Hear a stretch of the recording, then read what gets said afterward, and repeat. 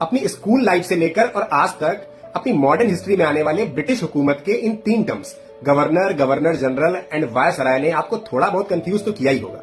तो चलिए आज मिलकर इन तीनों टर्म्स के कुछ सिलेक्टेड फैक्ट्स को क्लियर करते हैं। देखिए, ब्रिटिश राज के दौरान ब्रिटिश क्राउन के रिप्रेजेंटेटिव के तौर पर सारी पॉलिटिकल एंड एडमिनिस्ट्रेटिव पावर जो थी वो गवर्नर के पास थी और गवर्नर के सेंटर ऑफ अट्रैक्शन में था बंगाल। बंगाल के पहले गवर्नर थे रॉबर्ट क्लाइव। उसके बाद कुछ समय बीता और फिर आया 1773 का रेगुलेटिंग एक्ट, जिसने बंगाल के गवर्नर को बंगाल के गवर्नर जनरल से रिप्लेस कर दिया।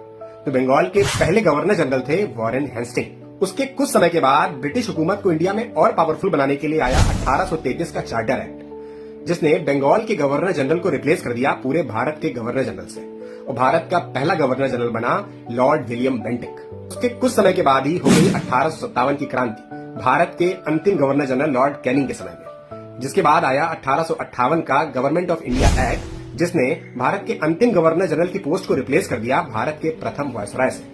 इसीलिए भारत के अंतिम गवर्नर जनरल और प्रथम वायसराय बने लॉर्ड कैनिंग।